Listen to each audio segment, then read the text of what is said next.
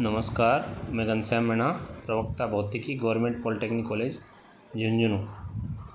आपको विषय code 1002 applied physics के टॉपिक नंबर 4 के अंतर्गत प्रत्यास्थता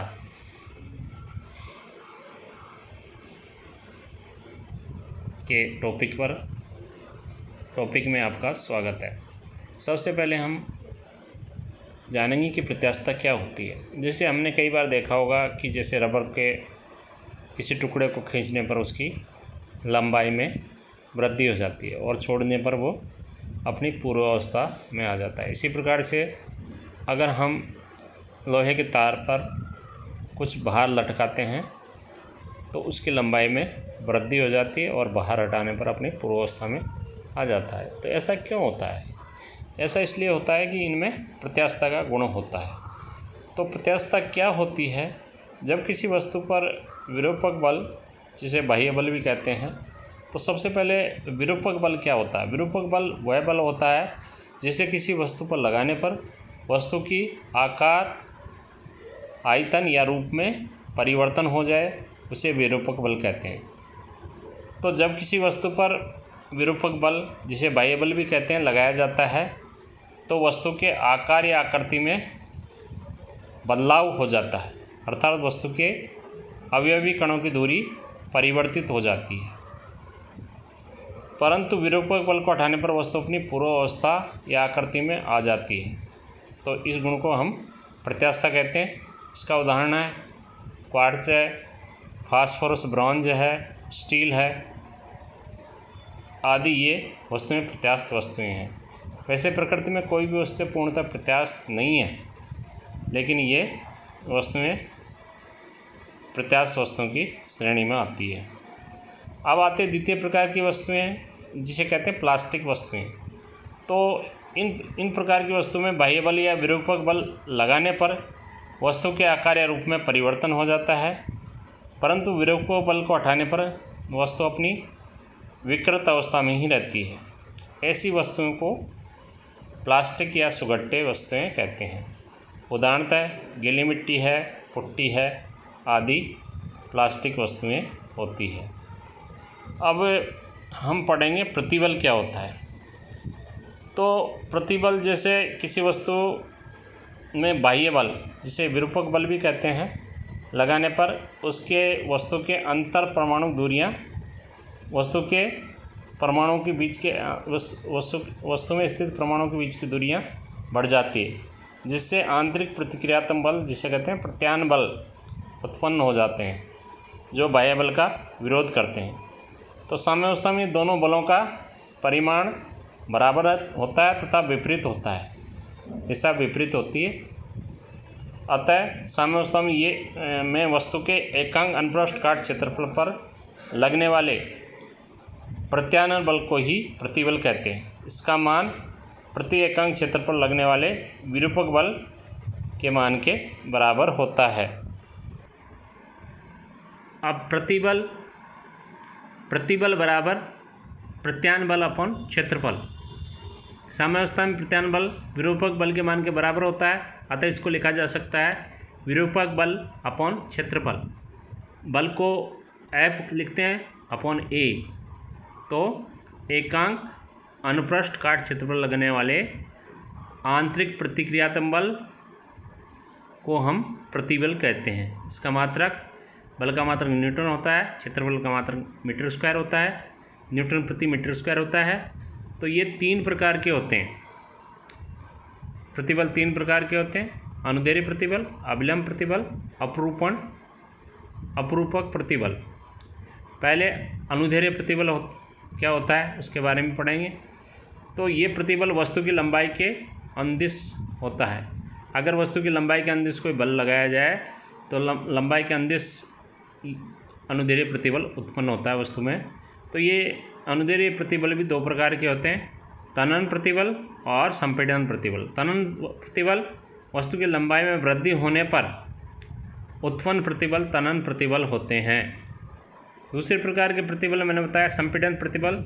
वस्तु की लंबाई में कमी होने से प्रतिबल उत्पन्न होते हैं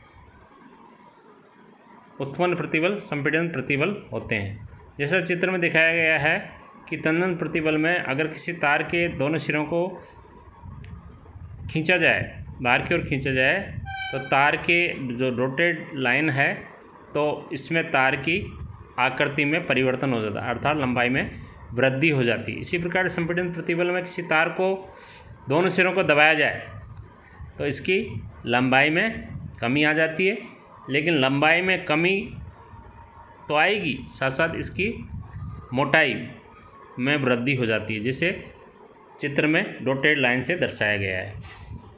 दूसरे प्रकार के जो प्रतिबल हैं, अभिलंब प्रतिबल।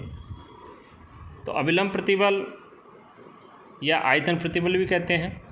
यदि वस्तु की सभी सतहों पर एक समान लंबवत बल लगाया जाए जिससे वस्तु की आकृति न बदले लेकिन आयतन बदल जाए, अर्थात वस्तु की सतह के अभिलंब प्रति इकाई क्षेत्रफल पर उत्पन्न आंतरिक प्रत्यान बल को ही अभिलंब प्रतिबल कहते हैं।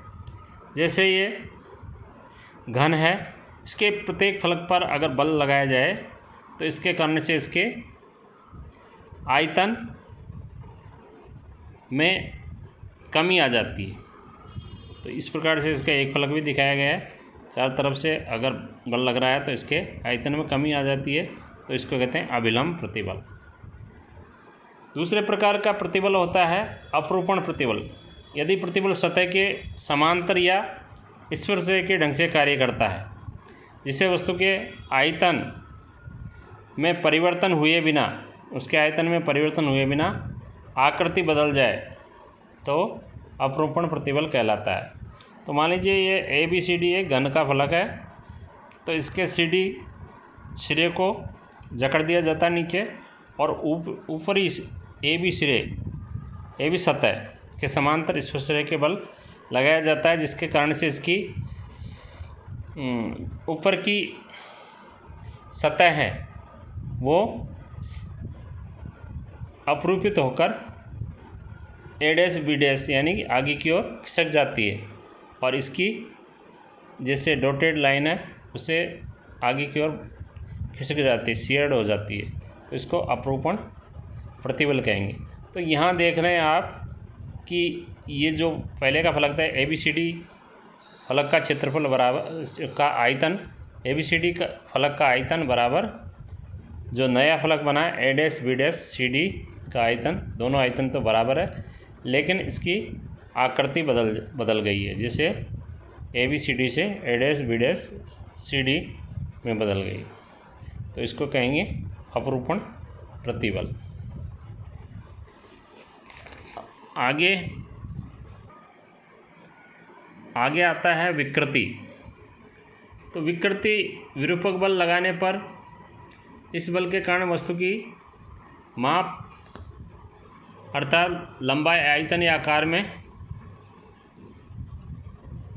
परिवर्तन हो जाता है तथा वस्तु की माप तथा प्रारंभिक माप अर्थात लंबाई, आयतन या आकार के अनुपात को हम विकृति कहते हैं। अर्थात विकृति बराबर लिख सकते हैं वस्तु की माप में परिवर्तन बटे वस्तु की प्रारंभिक माप के अनुपात को हम विकृति कहते हैं। विकृति एक अनुपातिक राशि है, अतः ये मात्रक विहीन तथा विमा रहित राशि है। इसका विमेय सूत्र m0L0 T⁴0 होती है। विकृति 3 प्रकार की होती है। नंबर 1 अनुदैर्ध्य विकृति।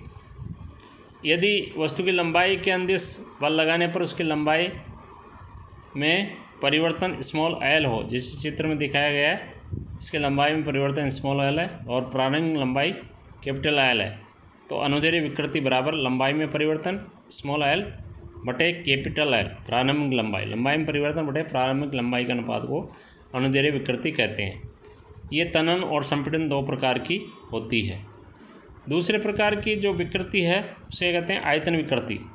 आयतन विकृति विरूपक बल के कारण वस्तु के आयतन में परिवर्तन हो तथा आकृति में कोई परिवर्तन नहीं हो।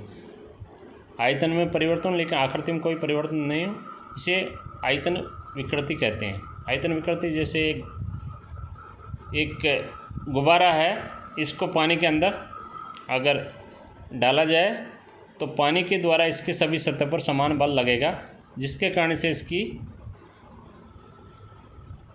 आयतन में परिवर्तन हो जाता है, इसका आयतन कम हो जाता है। जैसे डॉटेड से दिखाया गया है, तो आयतन विकृति बराबर लिख सकते हैं आयतन में परिवर्तन स्मॉल v अपॉन प्रारंभिक आयतन कैपिटल V के अनुपात को हम आयतन विकृति कहते हैं। अब आती है अपरूपण विकृति। विरूपक बल के लगाने के कारण वस्तु की आकृति में परिवर्तन हो जाए परंतु आयतन न बदले, इसकी आकृति में परिवर्तन हो जाता है लेकिन आयतन न बदलें तो उत्पन्न विकृति अपरूपण विकृति कहते हैं। इसे कोण द्वारा दर्शाया जाता है। तो मान लीजिए जैसे ABCD एक घन का फलक है, इसकी CD भुजा स्थिर है और AB भुजा के अनुदिश स्पर्शरेखीय बल लगाया जाता है, जिसके कारण से इसकी AB सतह का विस्तार होके A'BD हो जाता है। तो उस केस में हम देखते हैं AD त्रिभुज में tan थीटा हो जाएगा A' अपॉन AD। अब इसमें विस्तार बल की दिशा में विस्तार x है तो x अपॉन L। यदि थीटा का मान बहुत कम है तो उसको लिख सकते हैं थीटा इज लेस देन 1, तो उस केस में tan थीटा को थीटा लिखा जा सकता है। तो theta is equal to x upon L। अतः स्थिर बल की दिशा में भुजा में विस्थापन हो गया A' या B' से होता है विस्थापन वह विस्थापित भुजा की स्थिर सतह से के बीच की दूरी, तो विस्थापन भुजा की स्थिर सतह के बीच की दूरी के अनुपात को अपरूपण विकृति कहते हैं। तो theta is equal to x upon L को अपरूपण विकृति कहेंगे। Thank you.